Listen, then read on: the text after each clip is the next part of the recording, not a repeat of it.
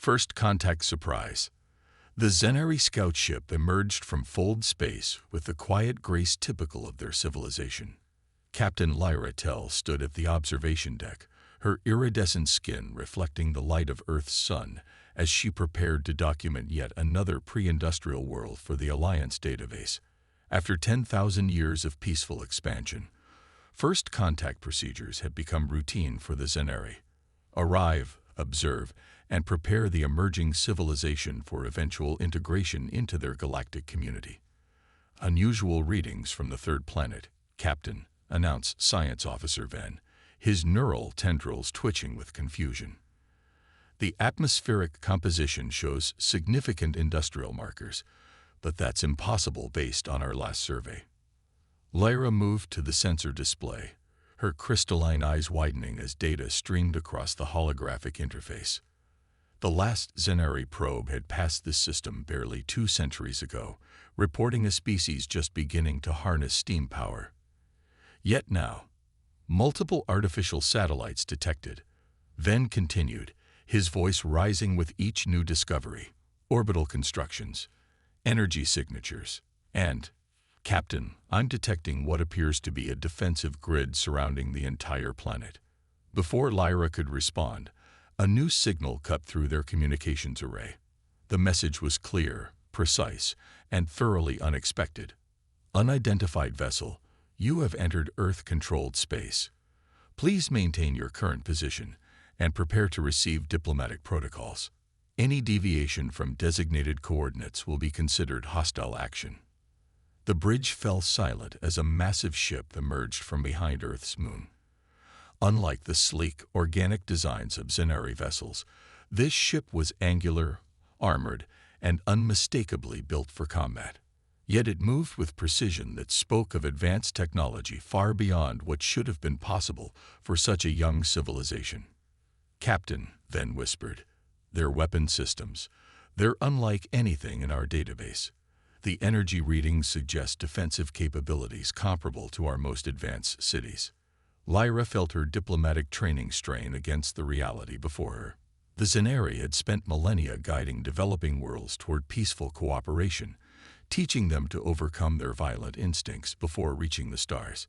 Yet here was a species that had not only achieved spaceflight independently, but had done so while maintaining a level of military preparedness that would have been considered paranoid by Alliance standards.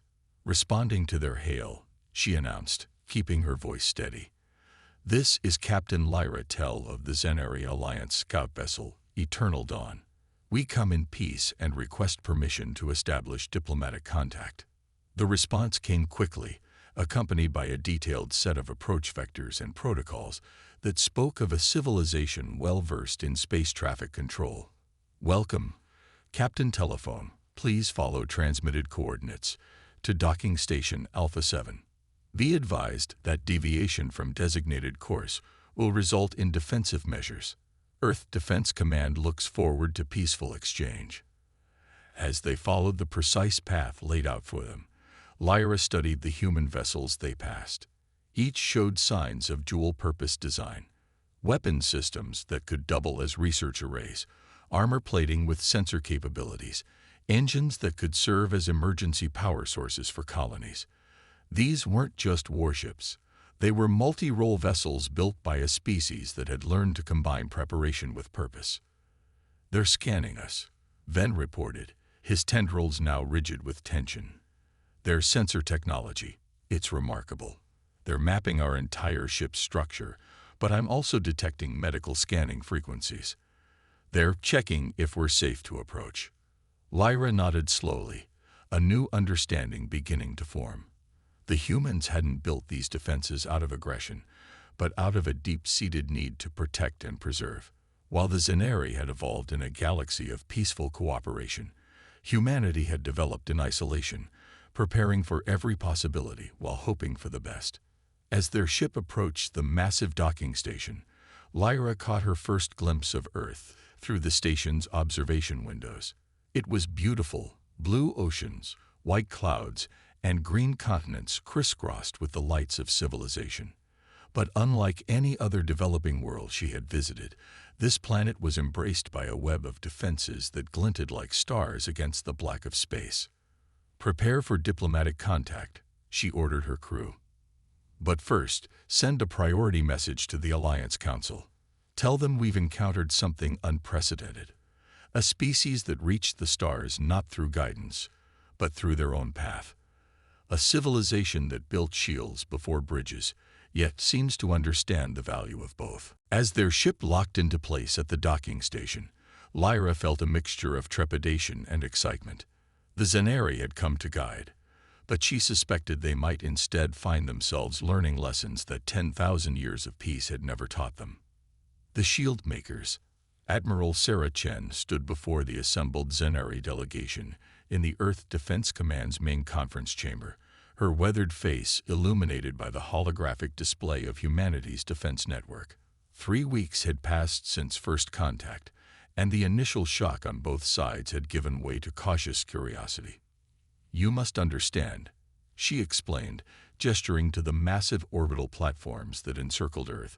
"These weren't built because we knew of threats out there. They were built because we didn't know what we might face." Captain Lyra Tell moved closer to the display, her crystalline eyes reflecting the holographic light. "But the resources, the time. Your species could have focused on expansion, exploration, or advancement in other areas." "We did all those things," Sarah replied, bringing up new images of Earth's colonies, research stations, and civilian fleets. "But we never forgot the lessons of our history. Every advancement we made, we asked ourselves, how can this protect us? How can this serve in crisis?" The Zenari scientific advisor, Ven, had been analyzing the technical specifications of Earth's defensive systems. His neural tendrils twitched with what humans had learned was excitement rather than anxiety. "Your shield technology, it's fascinating. You developed it without any external reference point for the types of weapons it might face. That's humanity for you," said Dr. James Rodriguez, Earth's lead defense systems architect. "We looked at every way we could be hurt and built defenses against them all. When we couldn't imagine a specific threat, we designed systems flexible enough to adapt." As if to emphasize his point, a priority alert flashed across the command center screens. A solar flare, massive and unexpected, was erupting from the sun. Before the Zenari could react, they watched in amazement as Earth's defense grid smoothly transitioned, its weapon systems reconfiguring to project a massive electromagnetic shield that would protect not just Earth, but the entire inner solar system. "You see," Sarah continued, "every defensive system we build serves multiple purposes. What can stop a plasma torpedo can also shield against a solar flare.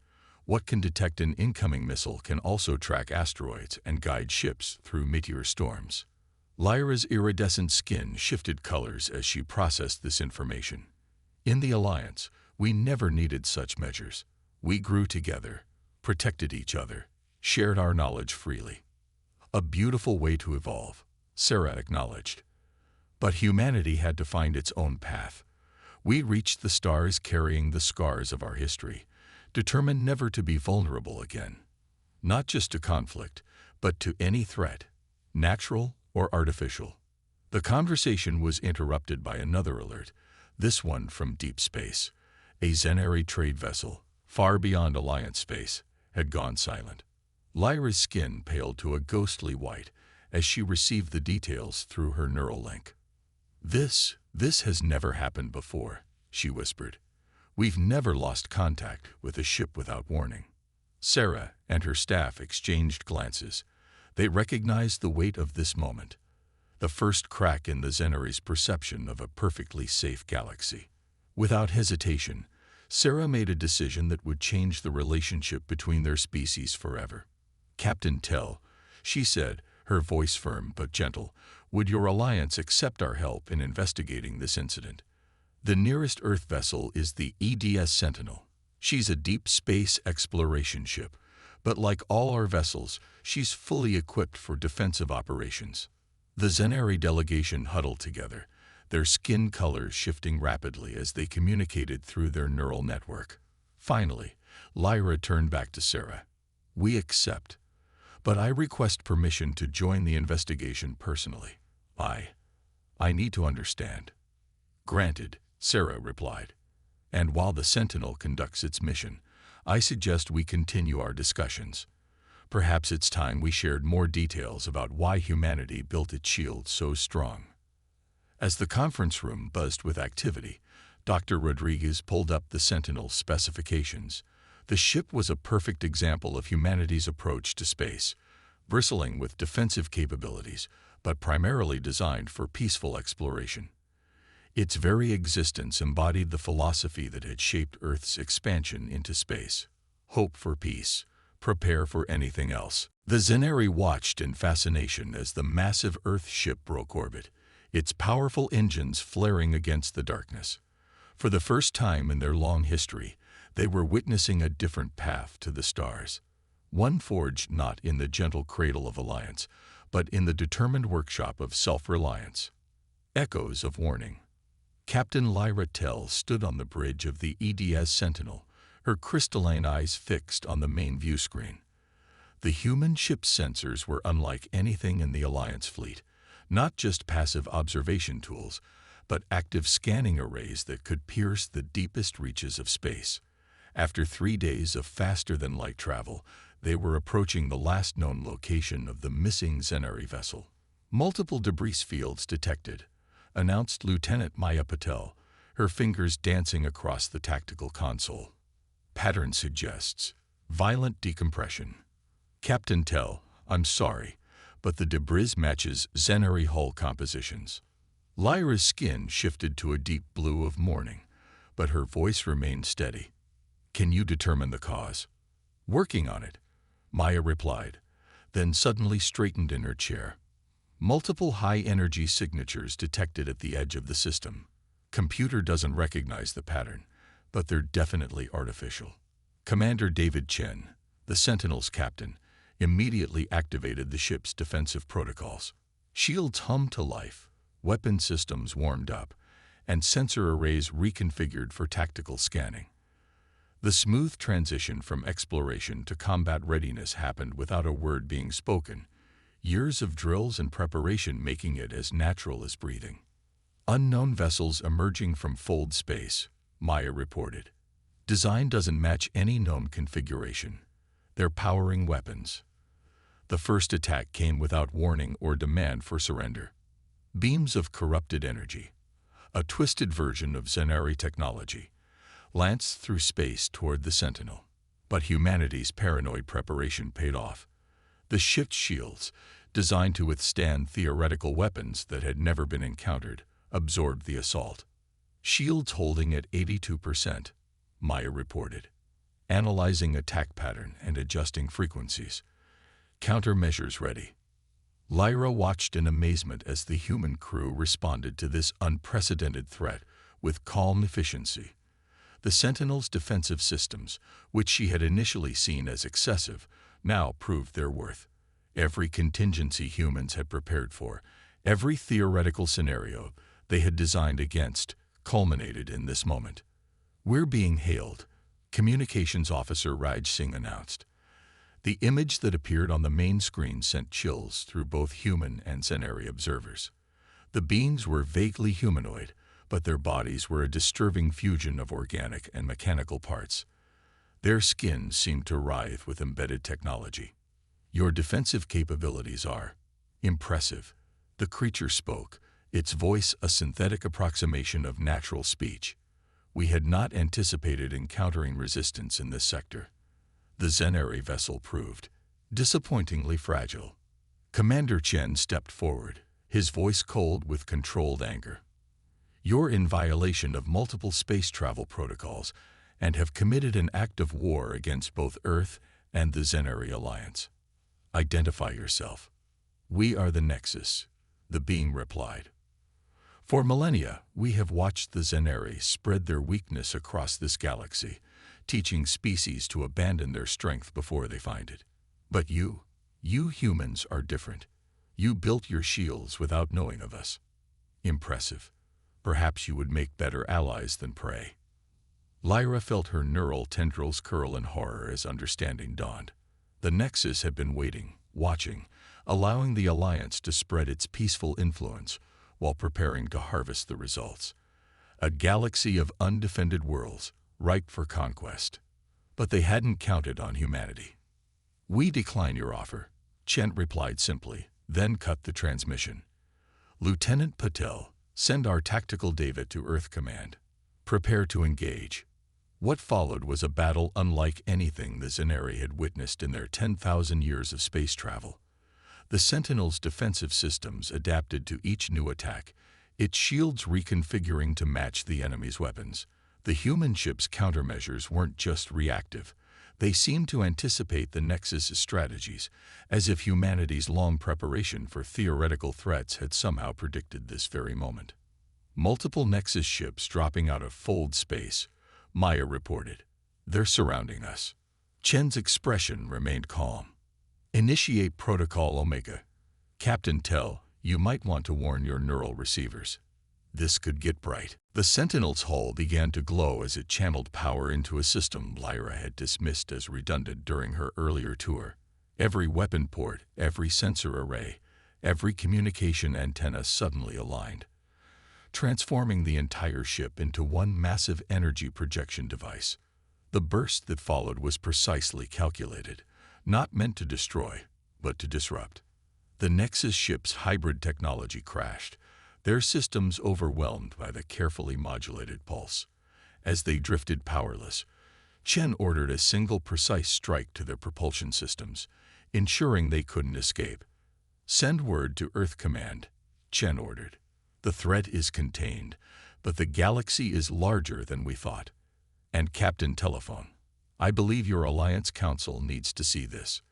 The peace you've maintained for 10,000 years wasn't just lucky. It was protected by your innocence, but innocence alone can't protect you anymore." Lyra nodded slowly, her skin shifting through colors of grief, anger, and finally, determination. "We need to learn from you," she said quietly. "The Alliance has spent millennia teaching others how to live in peace. Perhaps it's time we learned how to protect that peace. Warriors and teachers." The massive training arena aboard Earth's Luna base hummed with activity. 6 months had passed since the Nexus encounter, and the facility had been transformed into an unprecedented cooperative venture between humanity and the Zenari Alliance. Admiral Sarah Chen watched from the observation deck as a group of Zenari scientists worked alongside human engineers, their neural tendrils interfacing with modified Earth defense systems.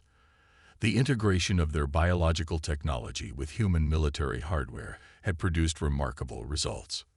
"Their ability to process information through their neural network is extraordinary," Dr. Rodriguez commented, standing beside her. "Combined with our defensive protocols, they're creating shield configurations we never thought possible." Below them, a young Zenari engineer named Vex synchronized with a prototype defense platform. His iridescent skin glowed as he channeled power through the human-designed systems, creating a shield bubble that rippled with both technological and biological energy. "Remarkable," Sarah agreed. "And how are they adapting to the combat training?" "Better than expected," a new voice answered. Commander Helena Santos, Earth's chief combat instructor, approached with Captain Lyra Tell beside her. "They're natural strategists. Once we help them overcome their initial reluctance to think in defensive terms, their neural networking actually gives them advantages in coordinated maneuvers." Lyra's skin shifted to colors of pride and concern. "My people are learning fast, but the cultural adjustment has been challenging. 10,000 years of pure peace isn't easily balanced with the necessity of defense." "You're not learning to wage war," Sarah reminded her gently. "You're learning to protect everything you've built. There's a difference." Their conversation was interrupted by an alert from the tactical center. The long-range detection grid, now enhanced with Zenari sensory technology, had picked up multiple Nexus signatures in a distant sector of space. "They're probing Alliance borders," Lyra reported, her neural tendrils processing the data stream. "Testing our new defenses, looking for weaknesses." Sarah smiled grimly. Then let's show them what our cooperation has produced. Commander Santos, is the Joint Task Force ready?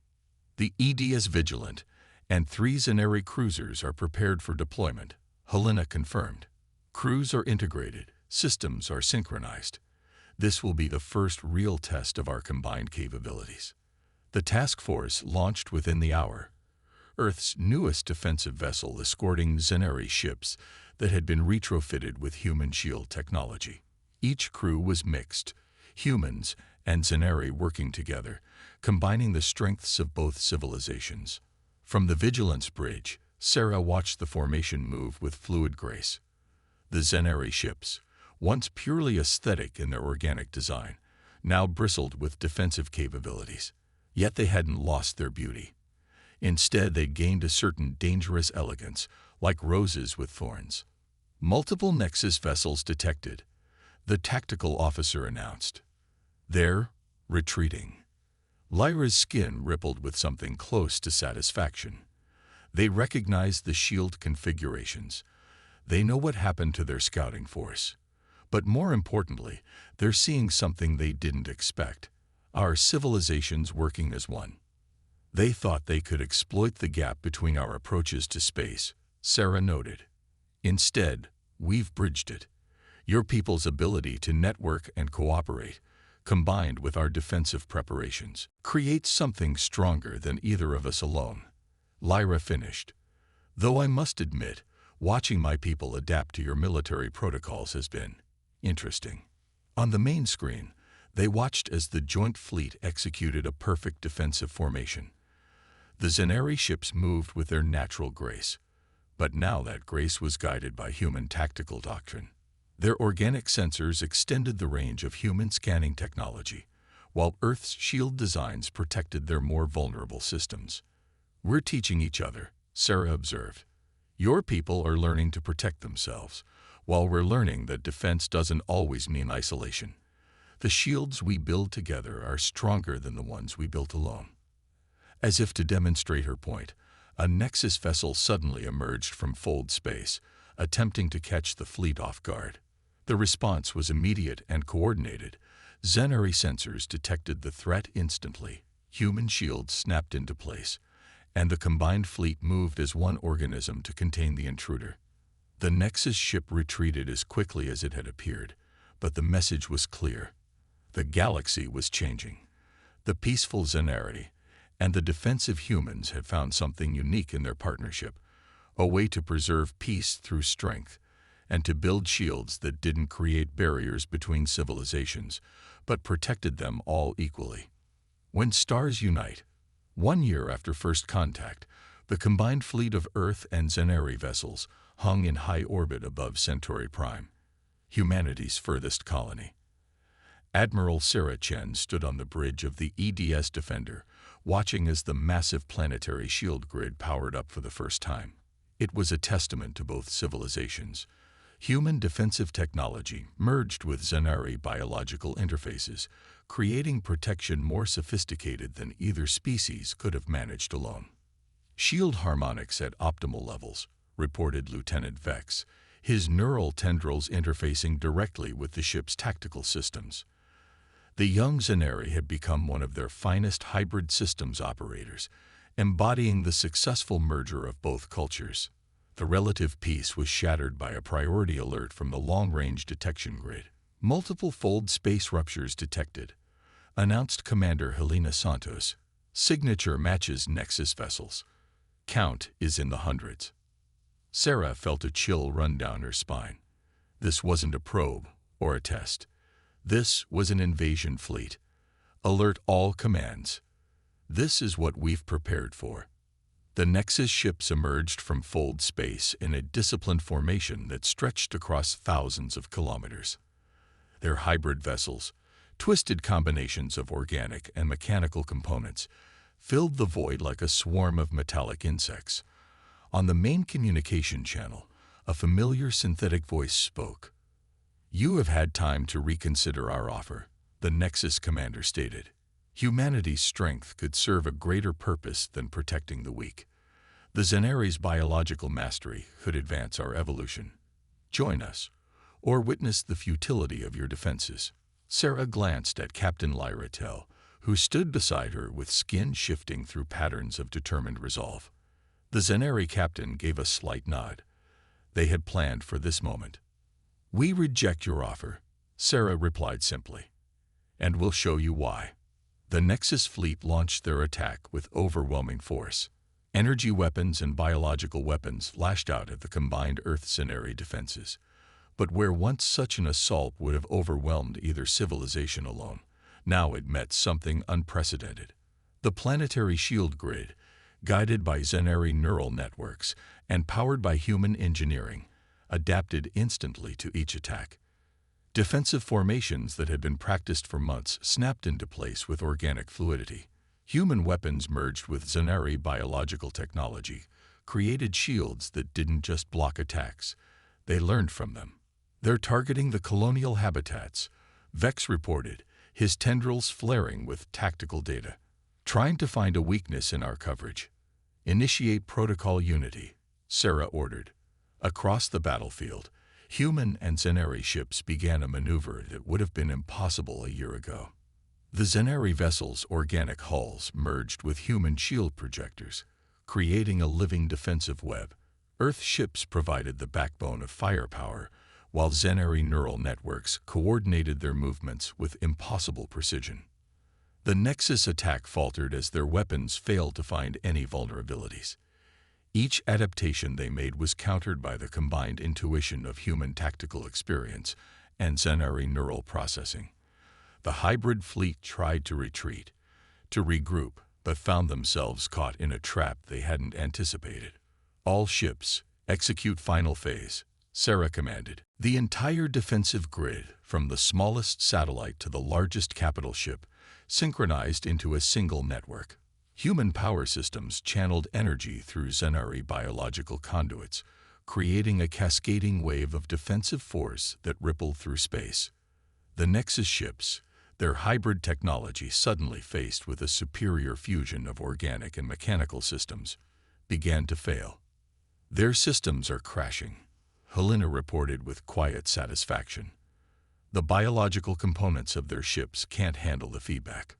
Within hours, the great Nexus fleet had been reduced to drifting hulks. Not destroyed. That hadn't been the goal. Instead, they had been systematically disabled by a civilization that had learned to combine strength with wisdom, preparation with cooperation. As recovery ships moved in to secure the disabled vessels, Sarah turned to Lyra. "1 year ago, your people thought our defenses were paranoid, and we thought your trust in peace was naive. We were both right, and we were both wrong." Lyra's skin shifted through colors of agreement and pride. "The Zenari taught the galaxy how to live in peace, but humanity taught us how to protect that peace. Together, we've created something neither of us could have imagined. A shield strong enough to defend without needing to destroy." On the main screen, Earth and Zenari ships worked in perfect coordination to secure their victory. But it was more than just a military triumph. They had proven that preparation didn't have to mean isolation, that strength didn't have to come at the cost of wisdom, and that the best shields were those built not around individual worlds, but around shared ideals. The stars had changed. In the space between Earth's iron giants and the Zenari's peaceful worlds, a new civilization had been born, one that understood both the value of peace and the necessity of being strong enough to preserve it. As the combined fleet secured their victory, they had sent a message to the galaxy. The future would be built not by those who chose between peace and strength, but by those who found the wisdom to embrace both.